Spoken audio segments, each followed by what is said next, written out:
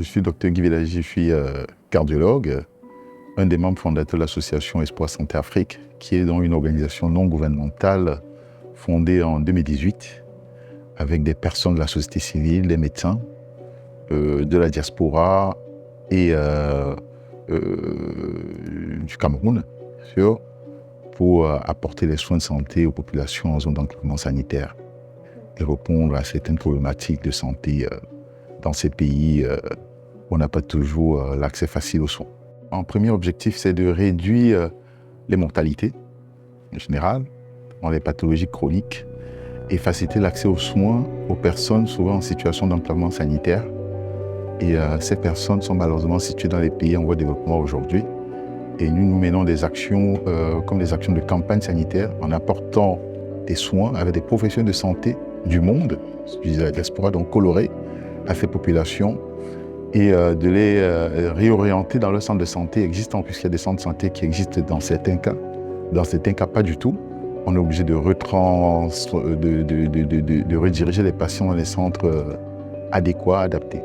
Alors aujourd'hui, on a un partenariat avec le ministère de l'Éducation nationale, notamment le lycée Proto. On a pu mener des actions dynamiques pour les journées d'engagement citoyen l'année dernière. On les a menées avant aussi. C'est ces jeunes qui ont levé d'ailleurs des fonds du lycée Proto pour qu'on puisse équiper notre premier dispensaire à Douala, situé à Douala. Donc les jeunes sont vraiment impliqués. Nous, les membres, les bénévoles de l'association, pendant les journées de l'engagement citoyen, on va donner envie aux jeunes de s'engager dans les actions humanitaires.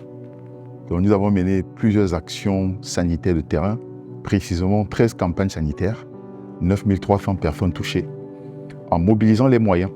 Voilà, qu'on va chercher, les donateurs, à qui nous faisons toujours un clin d'œil et un grand merci d'ailleurs au passage, à mener des campagnes inclusives en y associant les médecins locaux.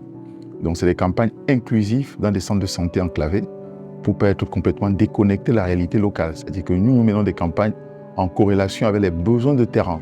Une fois qu'une campagne est projetée pour entrer dans un cas concret, par exemple, on va rentrer en discussion avec le médecin de la localité qui va nous poser la problématique, les besoins. On ne vient pas forcément pour faire que de l'hypertension ou du diabète, on va faire les problématiques locaux. Par exemple, si c'est les femmes enceintes en difficulté d'accès aux soins, ces campagnes sont menées en amont, une préparation en amont, et avec l'équipe d'Espoir Santé Afrique, on va regrouper les moyens, impliquer le médecin local et apporter les moyens, ça peut être des médicaments, de l'outil technique, et aujourd'hui on va parler de dispensaire mobile.